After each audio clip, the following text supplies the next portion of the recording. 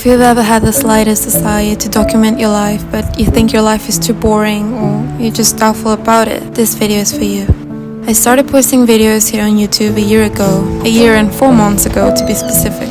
If there's something I regret is not filming my life, not posting those silly vlogs just because I was scared of my life being too boring or too mundane for people to watch. Something I learned in the past 2 months is that just the act of filming your daily life itself is such a rewarding experience.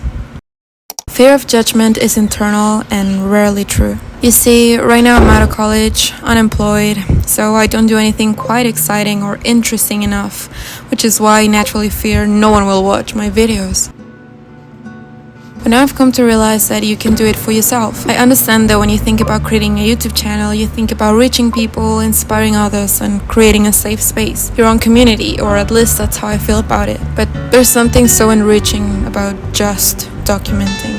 And more than fearing no one will watch, I think it's actually fear of being judged.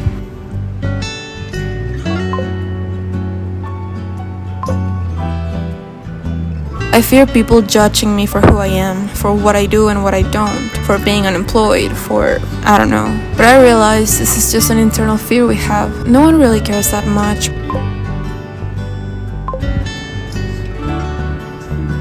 And honestly, if someone does judge you, just know that it's not worth the attention. The mundane is your life. Earlier this week, I read a quote that said something like, "The mundane things are also part of your life. Life is what happens when you're busy planning. Life is what happens when you're busy thinking about what will." I always thought I had to have this amazing job or move to an exciting city for me to have an interesting enough life documented. But this is a life. This is my life. Maybe I'm not where I want to be yet, but life is still going on, and even once my life drastically changes, if it does, once I barely have time to do other things and I'm full with responsibilities, I'll miss this life, and it'd be good to have a record of it.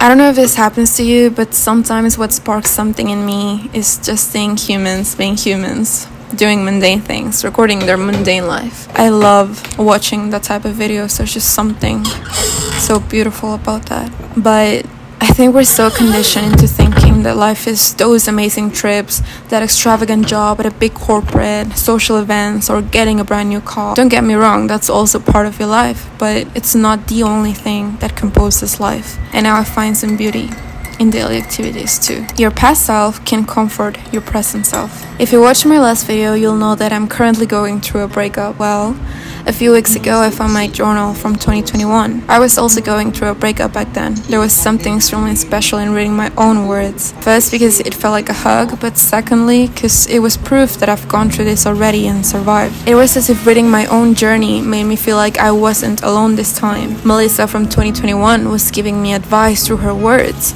Not only that, but comfort and support, in a way that fully convinced me of letting go of all my fears of documenting life as it is.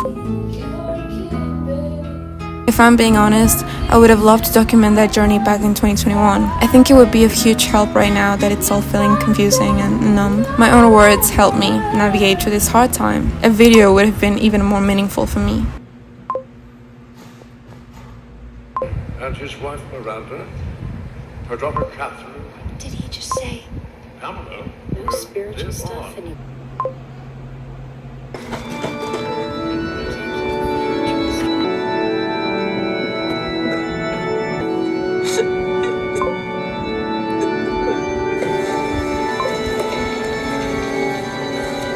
A past version of yourself might say exactly what you need to hear now. A few days ago, as I was watching my own video on why letting go is so hard, I found comfort in my own words, and to be honest, back when I filmed it, I didn't know it was gonna help me in the future. But it did. It was all I needed to hear. And best part is that it came from me, my own words, my own feelings, which takes me to the next point. Documenting shows your emotional evolution. As humans, we go through many things in life that shape who we are, and even if sometimes these situations aren't desired, they help us grow. And by documenting these experiences, I think we can really appreciate our efforts to keep moving forward. I know I've changed a lot. I'm not the same Melissa from a year ago, 2 years ago, 5 years ago. Having a record of my thoughts will help me acknowledge my evolution, which is what's motivating me to post talking head videos too. Nothing but my thoughts, how I feel. So when I'm 30, 40 or 50, I look back and smile because I can see all my growth as a woman.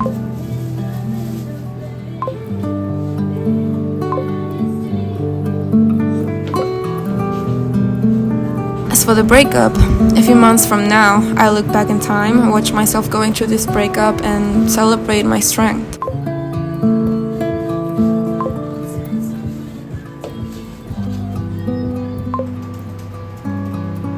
I will thank my current self for not losing herself and getting up every day, even if it was just to have a meal and try to go about her day, despite all the sadness and the pain. Well, I hope this is the last breakup I face throughout my life. Maybe it won't be, but at least I have proof that I've gone through this and survived.